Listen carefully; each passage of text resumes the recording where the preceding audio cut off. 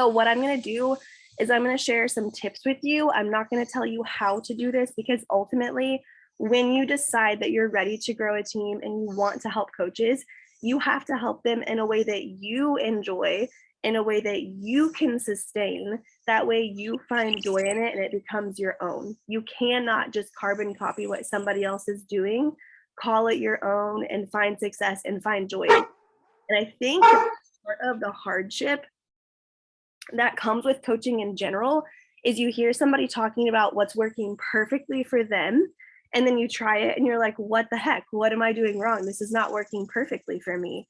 And that's because you have to develop it in a way that does work for you. It's a challenge, but it's a fun challenge, in my opinion, that I know we can all take on, and it's going to help our businesses grow. So I'm going to share my screen with you. And what I'm going to do today mostly is just share a bunch of different ideas with you in hopes that you can steal some, make them your own, and run with them.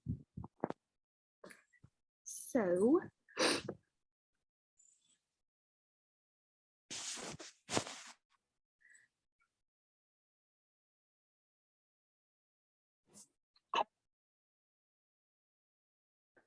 okay, getting new coaches started. First of all, I also want to say, I know that this can be stressful, but it's a really fun part of the job. Once you kind of drop the fear, I guess, the fear of doing it wrong, the fear of getting it perfect, it becomes really fun. And the people you add to your coaching team become the people that you are closest with. I've done this job for 5 years, you guys, and it never fails. Coaches are the people who stick around. Coaches are the people that you meet in real life. Coaches are the people that you have real great relationships with. We get to go to summit together. We have retreats together. Like, coaches are, like, it is the best part of the job, in my opinion.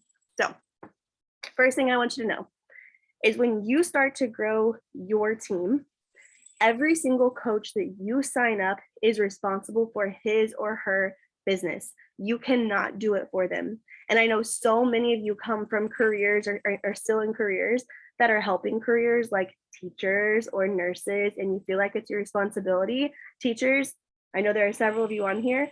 We are used to being told that we have to be responsible for our students' success, and we do everything at all costs to help them, even if they are not helping themselves. And that is not the way coaching is, okay? You cannot, like, you physically cannot be successful for somebody who's on your team if they are not willing to do the work themselves. So you need to know that going into it. Whatever you create for new coaches, however you try to help your new coaches, it won't be perfect, because not everybody's going to do it. And you have to learn to be okay with that and emotionally release yourself from the pressure to have something perfect that's going to make every single person succeed. It is not going to happen, okay? Even if you're here today and you don't want to grow a team, you are not really interested in rank advancing, you can still get coaches started, okay? So I don't want you to check out and be like, oh, I'm not really at this phase of my business yet. Yes, you are. You have no idea, even if you're here as a discount coach, who might come to you at some point and be like, hey, I see what you're doing, and I've heard that I can make money doing that. Can you tell me about it? And even if you're not trying to grow a big business, you can still get somebody started with coaching, and you can give them the resources. So I really still believe this call is for everybody, even if you're not trying to grow a big team.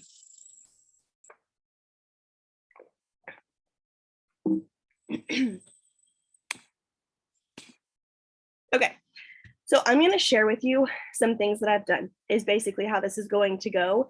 And you can kind of pick and choose what you think would work for you. Take notes, put several of them together. You will probably notice that I do several of them at the same time. Okay, so the first one is the newest thing I'm trying. It comes from Emily Favre, who is one of the top coaches in our network, and Shelby also created a checklist that she shared with me based off of that. So I adopted it to make it my own. So the first thing I want you to see here is, this is not my idea. It's not. It came from somebody else in the network who Shelby learned from, who I took and adapted and made it my own after looking at both of theirs. Okay, this did not just come out of thin air, and I've not been using this for very long. So when I have new coaches sign up, this is what I'm sending them.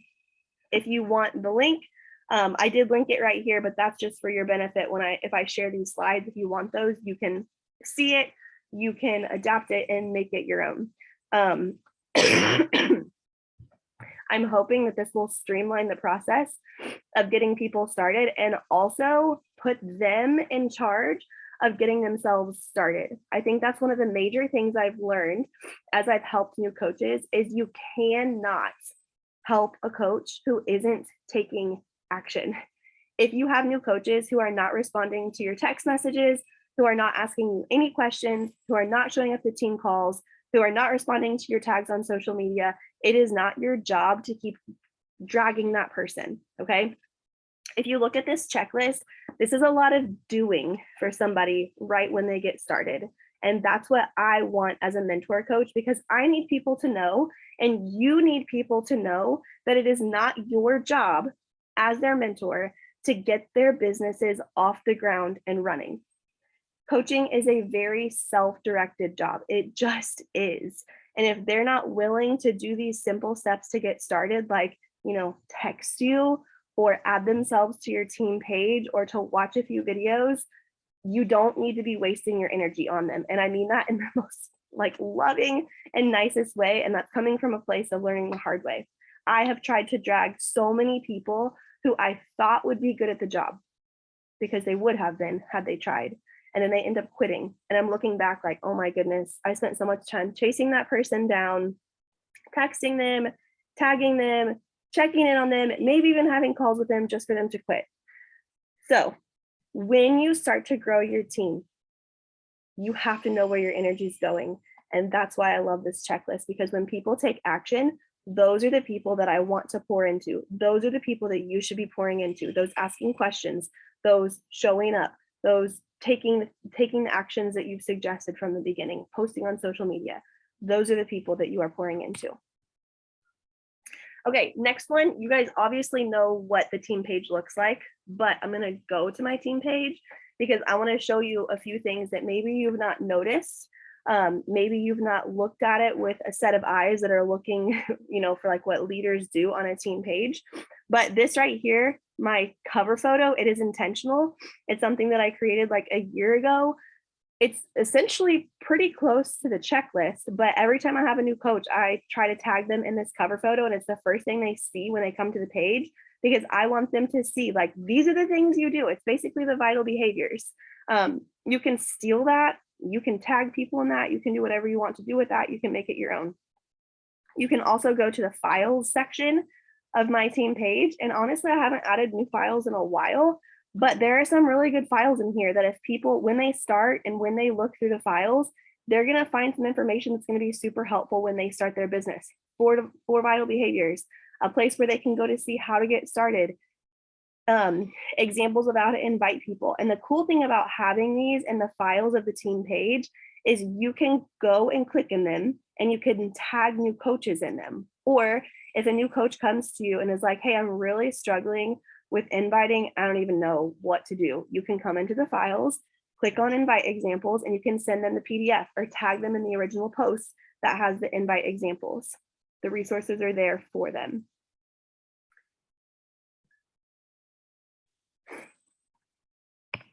This one is super simple. And if you are a newer coach and you are not in a space where you are starting tons of coaches right now, a group chat with the people who are new coaches is super helpful. And I'm even doing this right now. I have a group chat with all of my new coaches from I don't know, probably even January to now. It is on Facebook, and I'm checking in with them, probably not every day, but I get into that group chat most days. If I find a resource that I want to share with them, I put it in there because they're all in there. I try to give them daily encouragement. We celebrate together. If somebody has a question, I love when they ask in there because I can answer it for all of the coaches who are new, who are just starting out. I send tips. Sometimes I send screenshots of good resources that I find. And I find that a group chat is a super non-threatening, easy way for me as a mentor to touch all of them at the same time, and they can encourage one another. And you guys, it is as simple as it sounds. Mentoring new coaches does not have to be overwhelming. It does not have to be something that takes up all of your time. In fact, I can't remember the exact breakdown, but especially when you're just beginning your team, they say 90% of your time should be spent on your business, you hitting Success Club, you being in your challenge groups, and 10% of your time should be you helping your new coaches. It might be 80-20. And as your business grows, that percentage changes a little bit, but there is nobody here who would be any more than 20% paying attention and mentoring coaches. Most of your time, no matter what level you are in your business, is spent in your business, because your responsibility is not to make everybody else's businesses function well. Your job is to lead them to resources and help them see. I feel like I skipped something. Yeah, I did. Speaking of resources, helping them find new resources to get their businesses off the ground running. Okay. I'm not going to click into every single one of these, but this is a list, especially for those of you who are still working full-time jobs, who are emerging leaders, who are just thinking about growing your businesses, who are just bringing coaches on. I want you to know your number one job is to help them find resources. That really is it. Help them find the Beachbody Champions page on Facebook, type it in, invite them to it. They will be accepted. Add them into your team's team page or your upline's team page. I would imagine most of you who are newer coaches or emerging leaders probably don't have team pages yet. Add them into your upline page, introduce them, show them around. Give them this link, tell them to work out on it every single day, tell them about team calls, show them the back office. You guys, I'm telling you, if you can show a new coach the back office, they have zero excuses for why they can't get their businesses up and running. The back office has everything they need. And I know some of you here are perfectionists and you feel like you need to have more than that. And I'm just going to be honest with you, you don't. I have tried about a bajillion different things and getting coaches started. None of them are perfect. The number one thing that helps a coach be successful is the coach's drive. That is it. Okay. Of course, we do have some responsibility to introduce them to resources and show them around and answer questions, but also there are plenty of coaches in our network who have like risen to the very top who don't even have uplines. I don't know if you know Megan Seals. I'm assuming you do. She is my upline. She doesn't have an upline, you guys. She doesn't. So there is really no excuse for a new coach to come in and say, I don't know what to do. Do we want to mentor them? Do we want to help them? Of course. I love doing that. I love running team calls. I love thinking about resources that are going to help new coaches succeed. But at the end of the day, you have to know that their success does not ride on your shoulders. You can do everything you can do.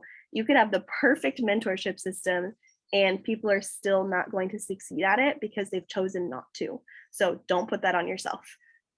And then the last thing I would say is help coaches find the National Wake Up Call. It's as simple as sending the link, telling them it's on the podcast app.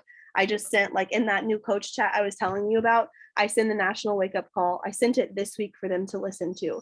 It is so doable to just send resources. You do not have to recreate the wheel. Everything you need is already out there, especially, hear me out, if you have a different full-time job, you need to rely heavily on the things that have been created for you. I'm going to talk about that a little bit more in a second.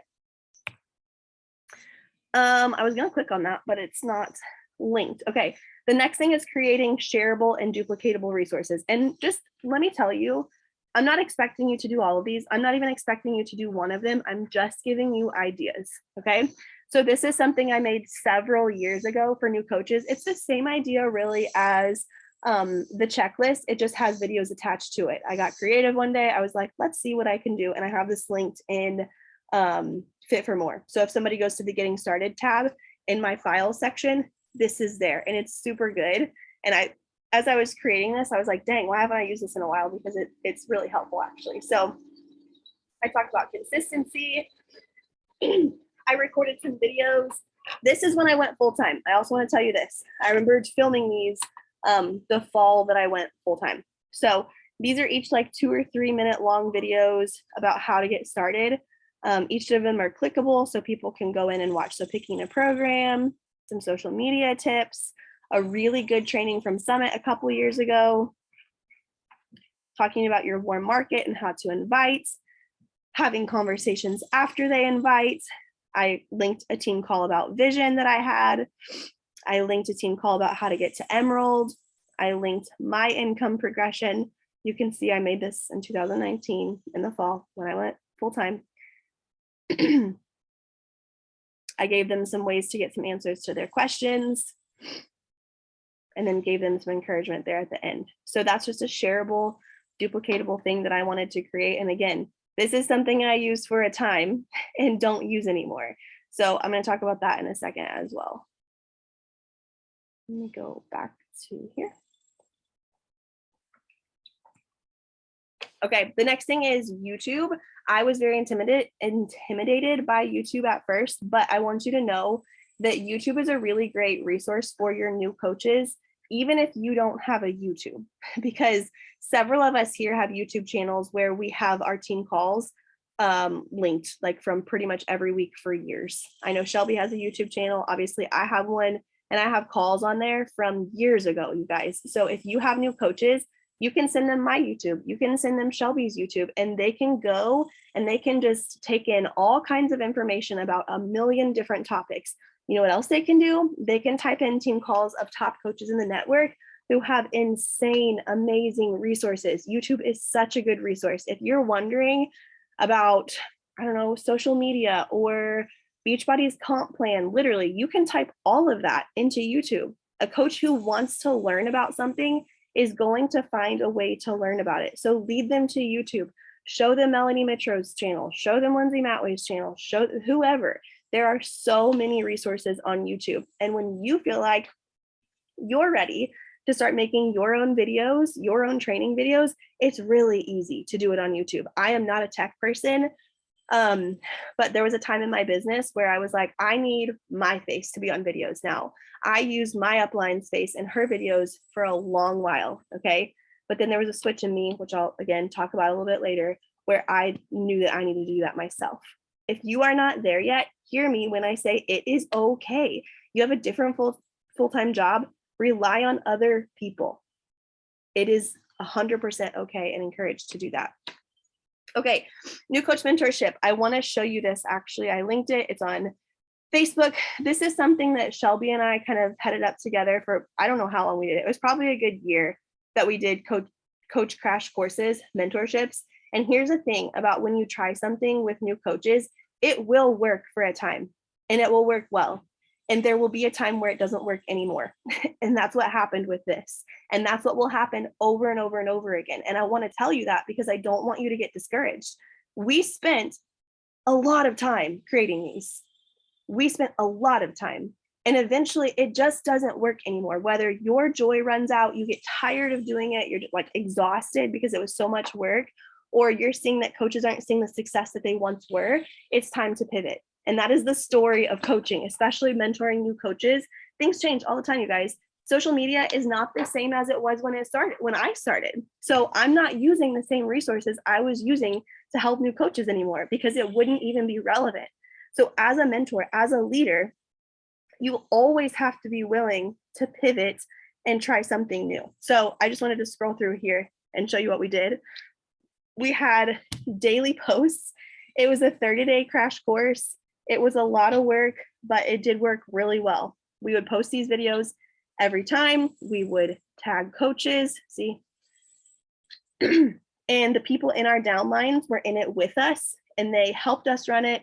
They used it for their new coaches. They tagged their new coaches and everybody saw success with it for a while.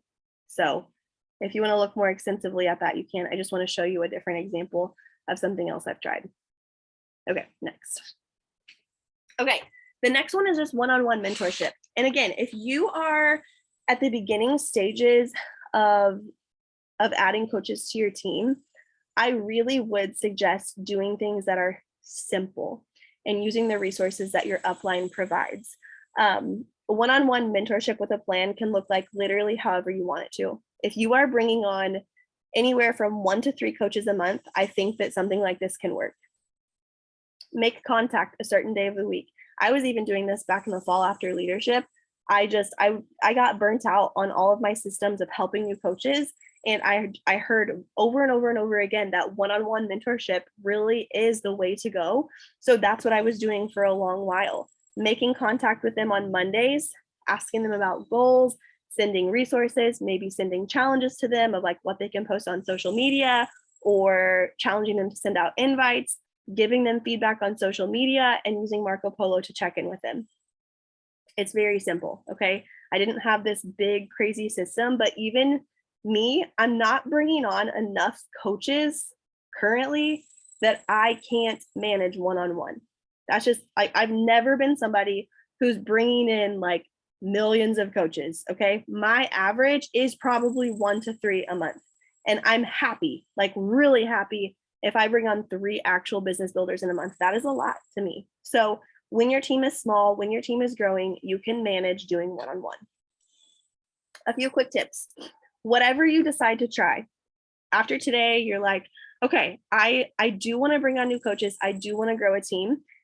You have to give yourself 3 to 6 months to try it for real, okay? To work out the kinks, to figure out if it's working, and then reevaluate and see if you need to change things or if you need to move on. You have to give it time. You cannot try something with new coaches for a month and declare that it's failed and move on and keep doing that month after month after month after month.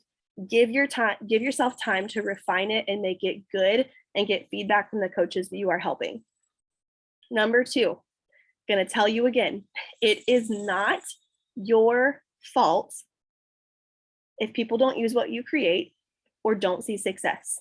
Even at this point, you're bringing on new coaches. You're like, I don't do anything for new coaches. Even if it is still not your fault if they don't see success, okay? Your job as a mentor, like really the bare minimum of what you do is you invite them to the opportunity or you get them set up with the opportunity, and they literally have all the resources they need, okay? They do. It is not your fault if they're not seeing success. Number 3, you need to know you are capable of helping, even if you just signed up a week ago, even if you only know how to share a cart, even if you only know how to access the team page, even if you only know how to get on the Zoom link, you are capable and you can help people, even if you are just one step ahead of them. And then the last thing there is you need to learn right now. You might think it feels harsh. You need to learn right now that you need to work with and pour into the people who are willing and working. Again, I know a lot of you come from helping careers where it is your job to pull them and to do everything for them. And this is just not like that. Of course, we want people to see success. We're going to give them chance after chance and keep working with them. Yes, we are. But you cannot, at the end of the day, make them do the work, make them finish programs, make them post on social media, make them invite. Conserve your energy because you have a lot going on.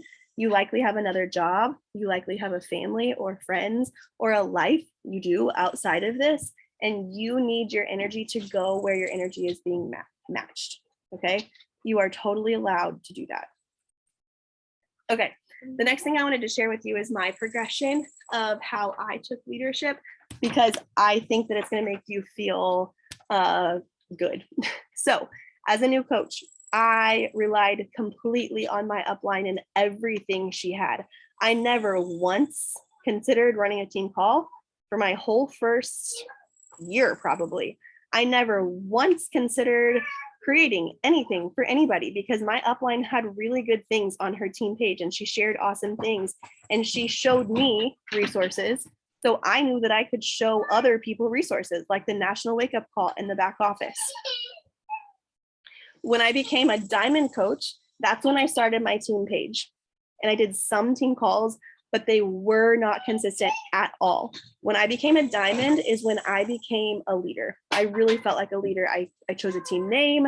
I started posting in my team page, but you guys, I didn't create things still. I didn't even create Success Club boards for a long time. What I did is when Meg would post a Success Club board in her page, I would screenshot her Success Club board and I would highlight the names of the people on my team and post it on my page because I was teaching full time. I was coaching volleyball. I was doing student council. We were involved in church and I was not ready to do that. I didn't feel like I had the capacity. I didn't feel like I had the time. I didn't have the drive to do it, to be completely honest. I didn't want to. So I reposted so much. Like it was, I mean, I'm not going to say that it was a pointless page because My first team page when I became a leader, it's Fit for More. That's what I started with. It was so small, but it made me feel like a leader. And I think that was really super important for me. When I wanted to go live, like I felt like I had something encouraging to say or something different to say, I had a space where I could do that. And that was really super important for me. But it wasn't consistent. It wasn't something that I had a massive plan for. It was there and I was consistent in it, as in I was in it weekly doing something, but I didn't have tons of systems. I just showed up and it was messy and it was okay. It was just my team, my little team's landing page where I knew I was leading. And that was a big deal for me. And I think it was a big deal for my girls as well. Okay. If you're wanting a timeline too, Diamond Coach was around 9 months for me. 1 star was right around a year of being a coach. And not a lot changed when I became 1 star. Other than it was the first time I hosted a solo retreat. I wanted to do that. It wasn't a big deal. I did not pay for anything besides maybe some small gifts and maybe pizza one night, probably not even though. We all split the Airbnb. And mostly it was, I wanted to lead something. I wanted to get my people together. And I feel like hosting my first retreat is what really skyrocketed my success. It did. It was not expensive, but it made me like know that I wanted to do this for real. And that was when I was a 1 star. Okay. 2 star was several years into the business. I hit 2 star after I was full time. So after I left teaching. And I feel like at that time is really when I started to take absolute full ownership, ran consistent team calls, knew that I needed my own resources, still relied on my uplines resources, of course, but a lot of things changed for me when I went full time. And I think that's really important for you to hear, because it's okay if you don't have time to do all the things. I do this full time, you guys. Please rely on me. Please rely on my team calls. Please rely on the resources that I put out and the time that I have to also help your teams. I relied heavily on that while I was teaching, and it was helpful. And I want to do that for you as well. The absolute best thing you can do is just be available. Seriously, that is the best thing you can do as a mentor, is give your new coaches your phone number. Let them know the best way to contact you. For me, I like to help coaches on Marco Polo. So when coaches start, I say the best way to get a hold of me is for sure text or Marco Polo. I love communicating there. If you contact me on Facebook or Instagram, it's a little harder. I can ignore those, but let them know a no fail way of how to get to you, how to ask you questions. And you're not going to know all the answers, and that's okay. It's really easy to say, I don't know the answer to that, but let me ask Paige, or let me ask Shelby or Meg or whoever you want to ask. It's okay to not know all the answers. Nobody knows all the answers. Okay, lastly, new coaches. You're sitting here, you're like, I don't even know what it means to grow a team. I don't have any coaches. You will eventually. And if you are newer, you're not ready, use all of your uplines resources. Do not feel like you need to create a single thing. Get really good at tagging people and helpful resources. That's all you need to do. Discount coaches, people who are here who you're like, I don't ever want to grow a team. But guess what? Somebody, one of your clients, might at some point want to make money doing this. And how cool would it be for you to help them do that? You also need to use all of your uplines resources. Emerging leaders. These are people who, I don't really care what level you are in your business, but you know for sure that you want a team. You need to be thinking about what you want to do, what's going to make you feel confident as a leader, what you're going to enjoy as a leader, and start thinking about how you want to make the resources your own, but still rely on your upline, because you guys, there's no reason to recreate the wheel, really, ever. No matter where you are in this business, you are most likely using other people's resources. If not, you're silly. And then leaders. These are people who are adding people to your team frequently. You are helping other people build businesses already. You need to be recreating what you need in order to lead well, okay? If you are bringing on new coaches monthly, or that's your goal, you probably don't want to send them all kinds of videos with my face or somebody else's face. And you know what? A lot of that is for you and for your confidence. Your people need to see you as a leader. And that's the biggest reason. If you're using a resource right now where I've created all the videos, or somebody else has created all of the videos, or you're just sitting my team calls or somebody else's team calls, it is probably time for you to think about creating a few short videos of your own, even if it's just a welcome, because your people need to see you as a leader, and you need to believe in yourself and know that you are a leader. There is something that switches when you start being the face for your team. It's a big deal. But you also always need to feel comfortable and confident using your upline's resources, knowing there is nothing wrong with that. If somebody that you know has a super helpful resource or video, use that thing. But understand that you, at the end of the day, are the leader for your team, and be confident in that.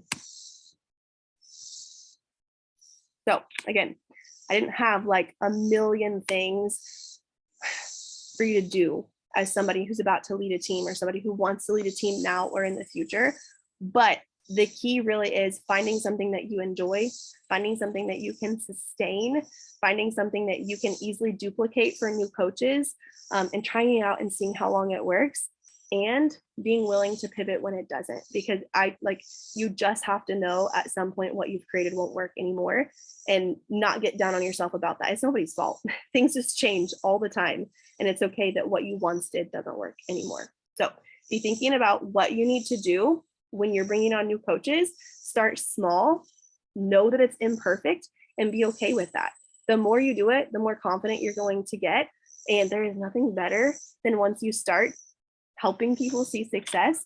It's so fun to help new people come in and get people signed up and like sell their first challenge pack. But you need to hear this from me, okay? This is what I want to end with. It is not on your shoulders to help every coach see success. It is not. When a new coach sees success, it is because that new coach worked for it, and they were self-directed enough and driven enough to do it on their own, okay? It is not your fault if they don't. And you can't take full credit if they do either, because it is on every coach's shoulders.